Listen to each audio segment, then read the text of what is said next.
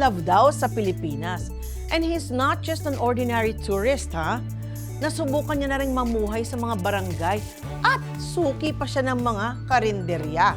At nakita niya kung bakit ang Pilipinas is still a good place to live, kahit beyond sa tourist spots. Mula sa streets hanggang sa mga communities, na-celebrate niya kung bakit resilient, kind, at full of life ang mga Filipino.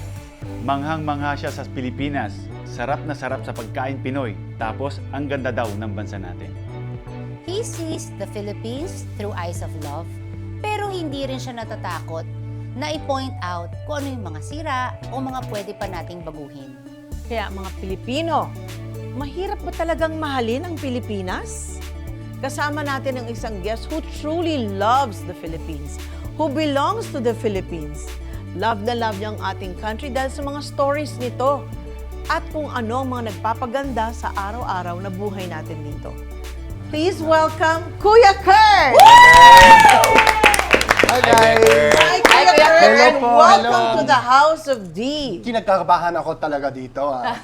Ang ganda na kayong lahat nakaporma pag nakaupo, parang lahat kayo, talagang celebrity kayong lahat, royalty. Ay, hindi, matagal ko na Tapos- itong signature upo. Kasi dito ako parang nasa bahay ko lang, tapos kayong lahat, dapat gayahin ko kayo. Eh Para kasi mas nga maganda eh. sabi ni Danica kanina, kunyari nasa military din kami. Military. Oo nga, parang lahat kayo mga drill instructor ko kasi napaka-formal talaga yung yung lahat ng mga kilos nila. Actually, yun nga ang interesting sa'yo. Di ba dati kang sa US Marines? Opo. Paano ka napunta dito from the US Marines? Konting background, Kuya Kurt. So doon sa US, kasi dati po akong Mormons, lumaki ako bilang Mormons, the Church of Jesus Christ of Latter-day Saints. So bagay sa amin magmisyon. So kapag nagna-19 ka na doon sa Mormon religion, yung expectation is lalabas ka sa mundo bilang isang misyonaryo. Pero mahilig din ako mag-serve sa military kasi tatay ko dati siyang army. So kapag nag-17 ako, nag-enlist ako sa Marine Corps. At yung Marine Corps, talagang understanding sila sa mga kinakailangan ng mga Mormons. So sabi nila, kung gusto kang mag-mission, may 2 years ka para gagawin mo yan, tapusin mo yan, tapos balik ka agad dito sa amin kasi ikaw ang property namin ng Marine Corps, ang sabi nila. So nag 2 years ako dito sa Pilipinas bilang missionary. At kapag umuwi na ako pumuntang US, bumalik na naman ako sa Marine Corps service for 11 years. Pero after that, bumalik ka dito. Hindi until, so nandito ako sa Northern Luzon bilang missionary 2001 hanggang Yeah. 2003. And then, umuwi na ako sa Utah, state ko yan. Nag-deploy ako kasamang Marine Corps sa mga iba't ibang lugar sa mundo. And then yung next time na makabalik ako dito sa Pilipinas, 2018. 2018. Bilang tourist lang. Tourist lang yun. Pero doon nag-start talaga yung social media presence ko bilang Kuya Kurt. Kasi sabi ko sa preparation ng vacation na yun, panggit talaga yung Nahihirapan pa man ako mag-Tagalog, pero noong 2018, talaga nahihirapan ako. Sabi mo, panggit. Pangit. Pangit. Sabi ko nga, nahihirapan ako mag-Tagalog. Sobrang galing. Pero sobrang galing mo Galing. mag-Tagalog. Huwag na, nga. sige pa. So, 2018 ka nag-umpisang matuto. 2018, gumawa ko ng mga social media accounts sa Instagram and Facebook para nakakatulong lang sa pag-aaral ko ng Tagalog. And then nagbakasyon ako dito, 1 month ako nasa Mandaluyong pero sa labas ako. Sa labas, ha? Paminsan-minsan sa loob. Pinoy na talaga, alam niya na eh.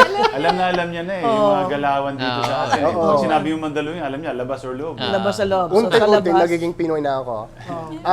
Pero sa panahon na nag-mission ako dito sa Pilipinas, pinagbawalan kami kumain sa mga karinderya.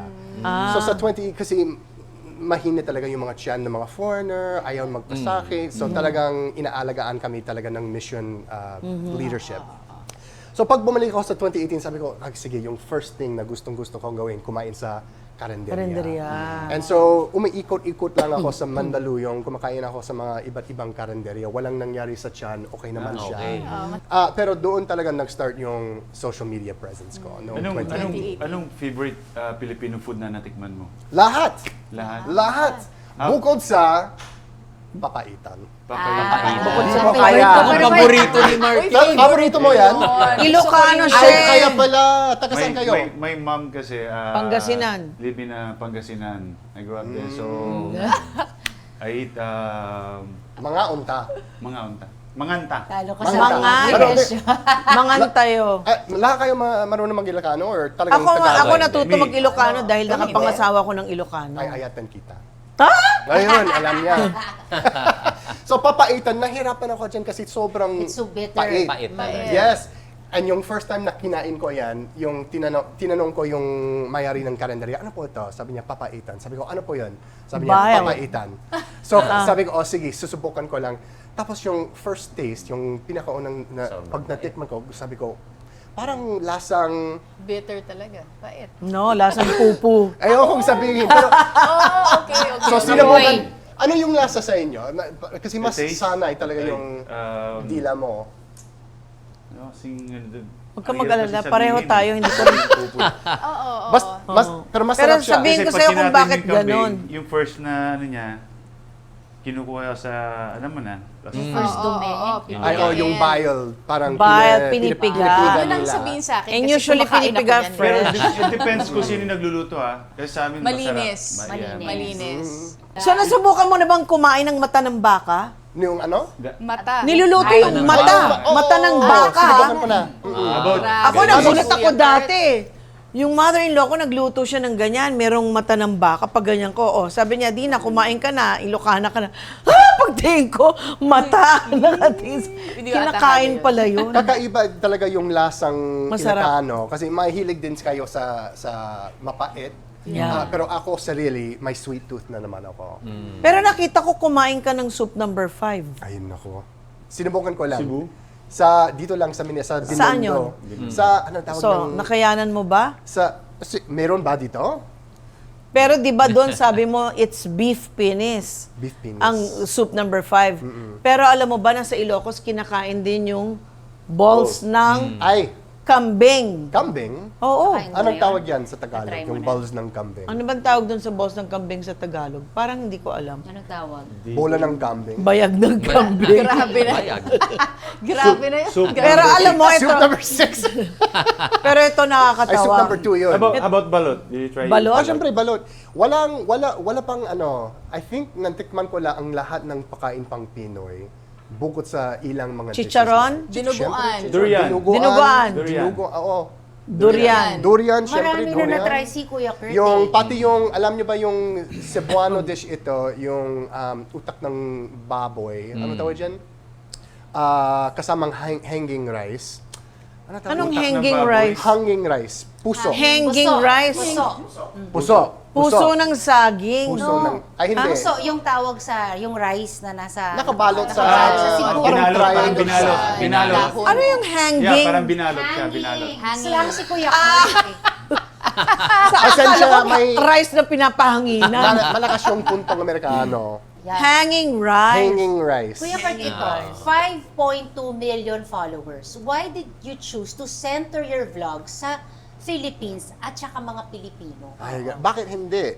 Kasi ang ganda ng buhay dito. Sa totoo, dating trabaho ko, nasa software industry ako sa US. Dati akong software channel sales. And ako at saka yung kapatid na lalaki ko, yung isang brother ko, sa 2020, sabi namin, nasa sa same company kami sa 2020, pero tinanggal nila kami dahil sa pandemic. So sabi ko sa brother ko, dapat mag-start tayo ng sarili nating Negosyo. software company kasi magaling Okay. tayong dalawang mag-sell. Oo. Kulang lang tayo sa engineering. So naharap namin isang engineer, so kaming talo, gumawa kami ng software company. Nag-fundraise kami, and after 3 years, na-realize namin na hindi tutuloy yung negosyo namin. Kasi malaki yung fail rate sa software, 90% fail rate. So, sali kami dyan sa 90%. So sabi ko sa brother, dapat bumalik ka na sa software, maghanap ka na ng trabaho kasi may family siya, may mortgage siya. Yeah. Sabi niya, anong gagawin mo? Sabi ko, hindi ko alam kasi talagang ayaw ko sa software industry. Hindi bagay sa akin. And since noong bata ako, mahilig ako sa content creation. So kahit pag bata ako, pag lumaki ako sa US, paminsan-minsan kinukuha ko yung camcorder. Naalala niyo ba yung mga shoulder na... Parang sila Oyo at si Danica nung bata sila. Ay, oo nga eh. Mahilig din Para gumawa ng mga home videos. So kahit bata ako, mahilig ako sa paggawa ng content. At sabi ko, siguro, kasi parang midlife crisis na ako dyan. Nagpa-40 na, sabi ko, ano talaga ang gusto kong gawin sa buhay ko? Isang buhay lamang ang meron tayo dito. So sabi ko, alam nyo, gusto kong mag-try lang ako na magiging content creator. Pero ano ba yung niche ko? Kasi marami akong mga interest, pero parang wala akong mga passion. Alin ba doon? Di ba? Yeah, Parang which one? sa isip ko, parang ganyan kadalasan yung mga tao. Marami mga interest, pero swerte ka lang kung may isang passion ka sa buhay at pina-follow mo yan. So sa akin, sabi ko, yung isa sa mga pinakamasayang panahon ko sa buhay dito sa Pilipinas. Grabe, ayaw kong umiyak dito. Grabe naman. Naiiyak din tuloy ako. Ano ba yan? Ay, teka lang. So, sabi ko, siguro mag-try lang ako mag-content creation sa Philippines. Kasi gusto ko rin mag-practice ng aking Tagalog kasi unti-unti nawawala siya through non-use. Yeah. Oo. If you don't use it, you Nawawala use it. yung use it. Mawawala yun. Pero Kuya Kurt, sa dami ng napuntahan mo dito sa Pilipinas, ano yung pinaka-paborito mo? Tsaka, ano yung goodness na nakita mo dun sa place na yun? Depende, kasi may goodness sa tao, may goodness sa mga beaches, may goodness sa kagubatan. Maraming mga, paano sabihin ito sa Tagalog, marami na akong pinasyalhan. Pinasyalan. Napasyalan. Napasyalan. Oo, Nakita, napasyalan. ang hirap ng Tagalog na. So maraming lugar na pinuntahan ko na dito sa Pilipinas. Cebu, Davao, Palawan, dati nakatira ako sa Ilocos Norte, Abra. Lahat-lahat. Siargao. Hindi pa. Ang dami mga foreigner doon kasi. Parang ayaw Gusto ko. mo talaga yung mga... Gusto mo talaga yung So, ano yung favorite mo doon? Oo. Anong favorite mo? Doon, sa mga napuntahan. Sa mga napuntahan mo? Siguro sa akin, Northern Luzon para sa akin. Northern Kasi doon, yan yung first experience So, ko sa Abra Pilipinas. and Ilocos. Dati nakatira ko sa Benguet, Abra, at saka sa La Union, at saka sa Pangasinan, sa Posurubio, Pangasinan. Oh, doon! Taga Posurubio ba kayo? Grabe. Hindi, Hindi ka oo. po sa Rubio si Mar. Ay, Born and nako. raised in Born Born and and raised in raised? Posorobio. Kaya niya Posurubio? favorite. Nakapunta kami mga misyonaryo sa isang araw sa buong linggo bilang missionary, may preparation day kami, P-Day. Ibig sabihin, kalahati ng araw pwede namin gamitin para sa aming sarili mag-laundry, mag-shopping, maghanda para sa linggo. So ginamit namin isang P-Day para makapunta sa mga falls na hindi ko alam kung parehas yung Sa Antong Falls. sa Anton Falls. Basta yung sinabi ng mga locals, pupunta tayo sa isang waterfall. At doon, malapit na akong dumunod kasi may biglang umulan habang nandun kami sa pinakatuktok ng falls. Kaya tumaas talaga yung Tubig. yung tubig. So, anong mga mas gusto mo? Mga waterfalls ba o mga beaches? Ay nako. Or mountains? Basta nature, mahilig ko sa nature. Pero yung iba talaga yung kapayapaan ng kagubatan. Diba? Totoo naman. Totoo Kapag naman sa yan. gitna ka ng mga puno, may mga palaka, may Huwag ka mga... na mangubat Huwag na naman tayo. pala ka. Mangubat. Kasi marami sila sa kagubatan eh. Kumakain ka pala ka? Ha? Kumakain ka pala ka? Oo, doon sa Adobo Balay Kapampangan. Kapampangan. May ano yung resto niyo? Balay Kapampangan yata yung pangalan ng resto. Isang nag-vlog kami doon. Yung specialty nila is fried Palaka. crickets, Frog fried legs. palaka. Frog legs. So, you tried crickets na rin. Grabe. Masarap yun, parang chicharon. Nice. O, nung una hindi ko makain, pero ngayon kaya ko na. Oo. Masarap pag crunchy na parang inadobo. Sino naman yung first Pilipino na nakilala nyo dito sa Pilipinas? Na At parang na naging celebrity magandang- or- Naging impact sa buhay Sa nyo? buhay mo. Na that made an impact sa life mo. Na ano yung naging, kumbaga,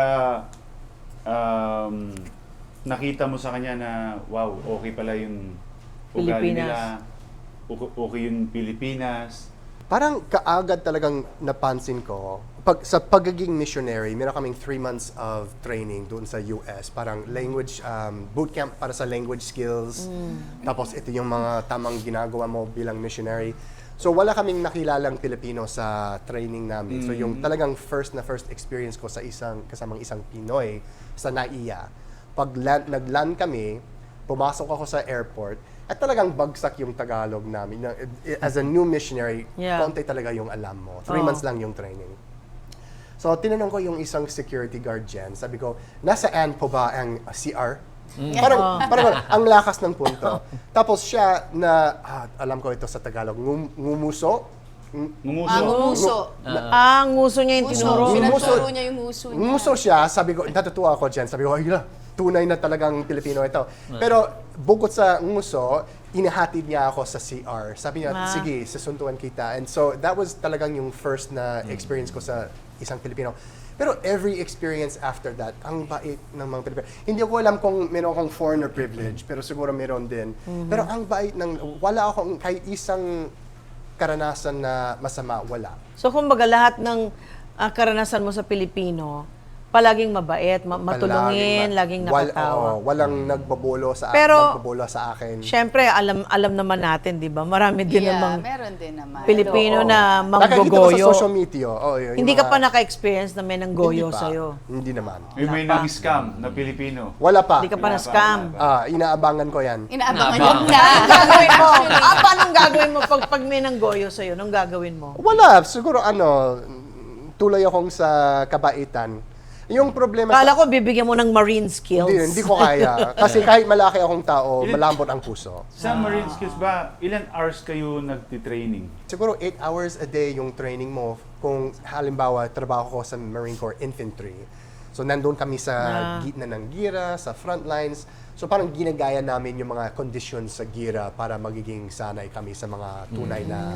Kasi yan yung talagang pangarap ko dati ng bata ako, maging sundalo. Maging marine. Ay, oo ba? Maging Talaga? sundalo. Mukhang sundalo ka. Pwedeng kapitano sa sundalo. Pero infantry. sa tangkad ko, siguro pag sundalo ako sa tangkad ko, baka may snipe na ako agad. Oo nga. Parang pwedeng fighter pilot ka rin.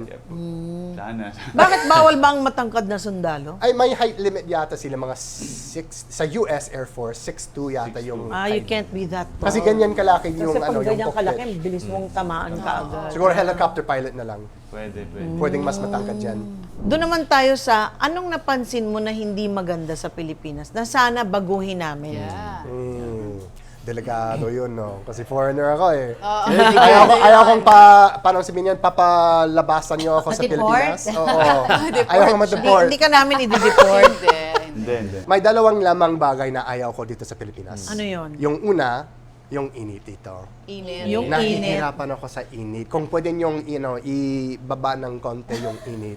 Maganda. Nagtrabaho ko sa Iraq. Oo, pero mas mainit mas dito. mainit doon. Desierto yun. Ewan ko lang kung bakit mas, alam niyo doon sa Iraq, Humid siguro. kasi dry heat yung doon Dry sa heat. Iraq. Dito kasi humid. Yung sa Iraq, kakaiba yung init doon. Kasi parang kapag nakapunta na kayo sa Middle East, Oo. alam nyo yung init doon. Parang Oo. dry siya. Pero parang, Kumakagat sa balat ang init. parang meron Pero kang ilang dry. mga hair dryer sa harap mo, parang full Oo, blast sa oo, mukha. oo. Parang ganun yung init. Pero dito, basa ang hangin.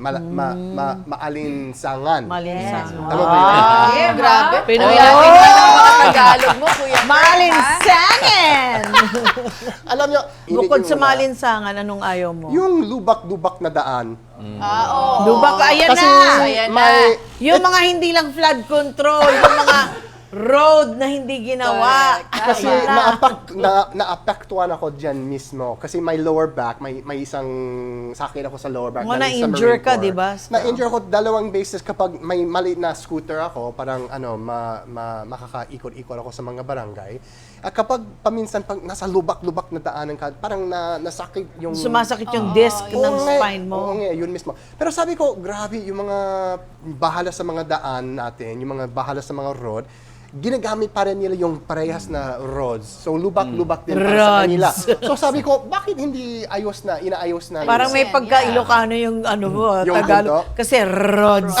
Mga Ilocano mahilig sa Oo, kasi doon ako lumaki sa Jairuar. Pilipinas. Parang Ilocano ako sa puso. Ah. Yan yung isa pang dahilan kung bakit nahirapan ako magtagalog. Kasi Dahil? ang galing yung lahat mag-English. Kung tatagalogin ko isang tao, i-Englishin niya ako. O napag-usapan na natin ang kagandahan. Oh, sige. Ibig mo sabihin, pag tinanong ang Amerikano, yun lang, walang magbabanggit na, uy, Kurt, magaganda ang mga babae sa Pilipinas. Oh, siguro yun din. Yun din. Oo. So, maganda ba ang mga Pilipinas para mga sa'yo? babae, mga kagandahan ng mga tao dito. Manny Pacquiao, babae, lumpia, pancit, adobo. Yan ang Adobo. alam nila. So, may nakahuli na ba ng puso mo? Wala pa. Kayo ang bahala dyan. Kayong bahala dyan. Pero alam nyo, kakaiba yung dating scene dito sa Pilipinas. Kasi Bakit? kasi founded siya sa inyong, ano tawag dyan? Teka lang, alam ko ito. Kaugalian? Kapag kumakanta ka sa labas ng bintana. Harana. Harana. Harana. Kasi doon sa amin, apps lang yung ginagamit ng mga tao. Kaya Iba na rin ngayon, ha? Oo nga. iba rin dito. May naghaharan. Ano Sa yung province, marami pa yan. Meron pa ba ang naghaharana? Meron ba? Sa May probinsya kanta lang. dyan, uso pa ba ang harana? Ayun. Pero hindi uso naman. Wala bang nagsasabi sa iyo na ang mga Pilipino magagaling kumanta? Napansin namin na Pilipino sa US na magaling kumanta. Siguro ano yung pangalan niya? Sa mga 2010 to 2012 ito. Isang Jessica Pinay- Sanchez? Hindi Jessica Sanchez. Na ano siya sa ano yung TV show na yun na kumakanta sila Glee! Glee. So Si Charis Pempenko. Charis, ayun, yun siya. So yan Pero yung, ngayon siya na si Cyrus. yan yung first na, at least for me, yung nakilala kong Pilipina na marunong magtagalog. Pero ngayon, di ba, uso sa social media yung vocal skills ng mga Pilipino. Talagang doon kayo nakilala ng mundo. At saka yung adobo and Manny Pacquiao. Kuya Kurt, sobra na yung, sobra na yung success mo and we pray na magsunod-sunod pa talaga yung mga touch mo ng mga buhay, ma-inspire mo. Pero what are you doing now to continue giving back to the community? Yung mga karanasan ko sa buhay, pati sa Marine Corps, hindi laging maganda.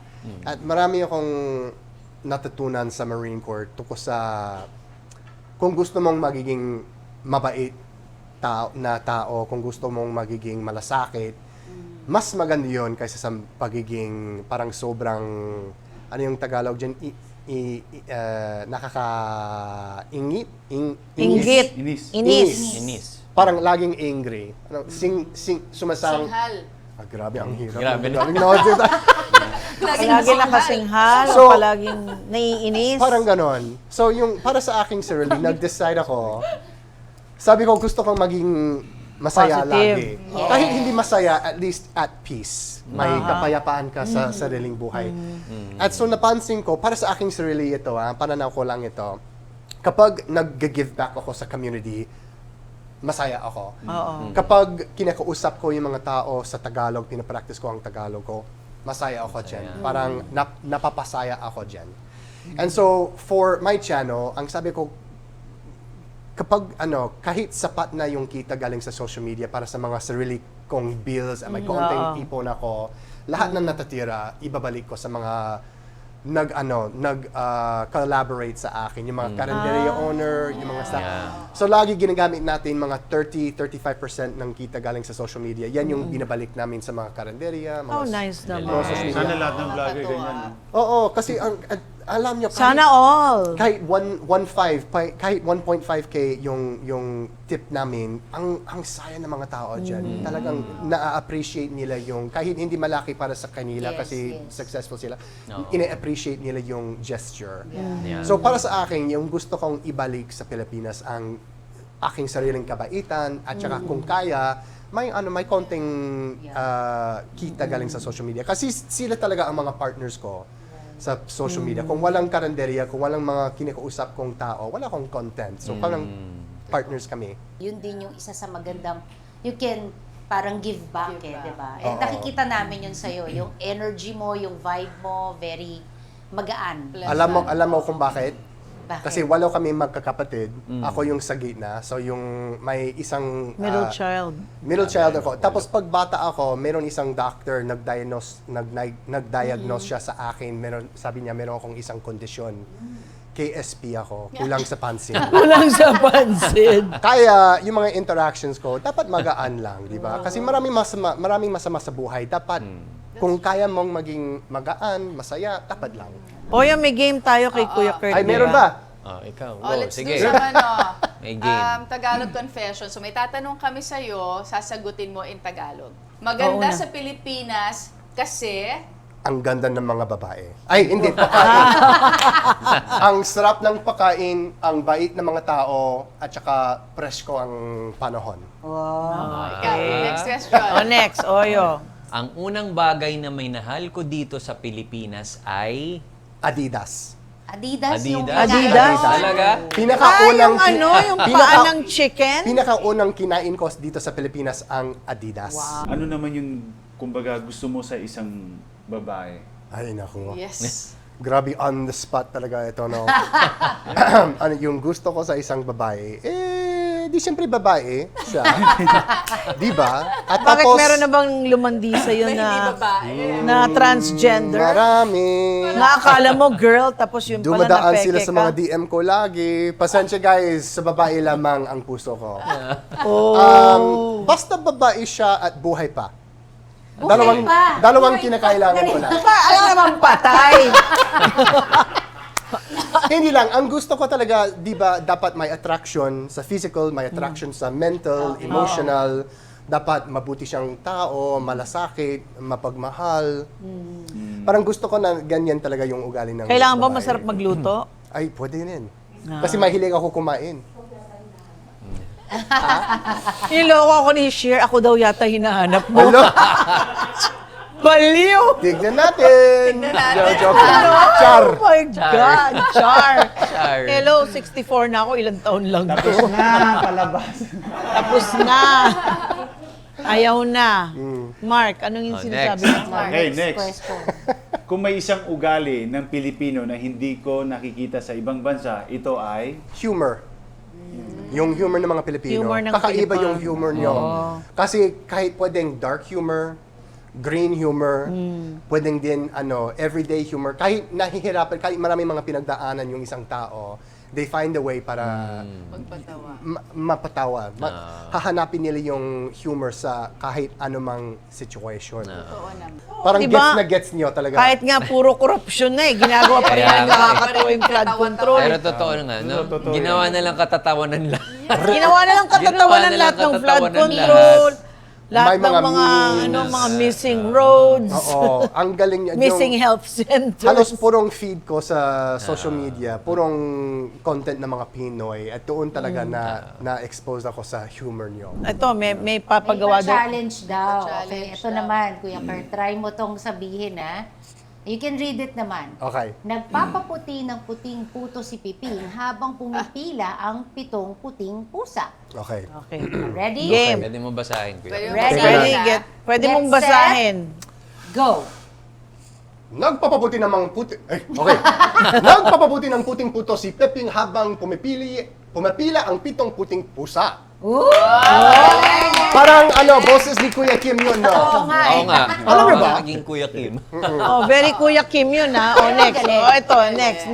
Yan, yung susunod. Babasahin ko yan. Basahin. Oh. Okay. Ang makiniko ni Monica ay kinakalikot. Ang mekaniko ni Monica. Ang mekaniko ni Monica ay kinakalikot ang kinakalawang na makina ni Monica. Yun. Tama ba? Pwede. Makina. Ito, Makina. isa. Makina. Okay. Ito. Ang mananahi ni Nena ay nananahi ng naninilaw na damit ng nanay. Babasahin ko muna para Kahit ba alam mo naman yung ako punto. Okay, para Hindi, marinig din sila yung tama. Babasahin ko muna yung Okay. punto para alam mo. Ang mananahi ni Nena ay nananahi ng naninilaw na damit ng nanay ni Nena na naninirahan sa nangka. Tatay ako dyan. Patay tayo. Grabe, no? Ang galing. Hirap naman kasi. Ito na lang. Buti ka, bito ka, butiki. Buti ka, bito ka, butiki. Butiki patiko putukitipik. Parang rap yun na. Buti Buti ka, bito ka, Nag-beatbox butiki. pala. Buti ka, bito ka, butiki. Bibigyan kita ng tip, ha? Kung gusto mo na isang araw may bumihag sa puso mo. Oh. Sabi mo, di ba, Harana, hindi na uso yon. Kung titira ka sa barangay, ipag-igib mo ng tubig yung babaeng gusto mo. Yung ano? Ipag-igib mo ng tubig. Anong ipag-ibig? Igib. Igib. You go to the well, Punta ka sa... and you draw water in the well Poso. for her. Parang pelikula yun, di ba? Or you go Punta to ka the sa poso. poso. Ay! You go to the barangay, you draw water in the poso, and you bring it to her home. Ay! For her family. Parang fast track sa dating yun. Oo. Service. Yeah, Parang service. Love Service. And then, kunyari, you see there's a kalabaw. You know the kalabaw? Siyempre. Opo. Oh. Ikunin mo yung kalabaw, ikaw mag-uwi ng kalabaw, tapos Ako yung nasa itali likod mo. niya, nagigitara. Oh, yes. Pwede. Mukhang sa province makakakuha ng ano. Oh. Ngayon, pag halimbawa, mag-aani na ng palay, mag-aani ka rin. Pwede Magpupod naman. ko ng mga... Sayang sa likod, pero pwede. Pwede mo i-try. I-try ko lang. Oh, yun. But anyway, it was really fun. Thank you, Kuya Kurt. Thank you, Kuya Kurt. Palakpakan natin sila, guys. Ang galing ng mga hosts. And syempre, bago tayo magsara, hihingiin ko sa iyo, Kuya Kurt, kung anong mensahe mo sa mga Pilipino. Mensahe Yaman ko. din lang at isa kang banyaga na natutong mahalin ang aming bansa. Ano lang, nagpapasalamat po ako sa inyo para sa inyong pagtanggap ng banyaga na ito. Isang dayuhan bilang guest sa inyong bansa. Iyak na naman siya. Ayaw Gusto ko umiyak. malaman, Kuya Kurt, bakit ka nagiging emotional?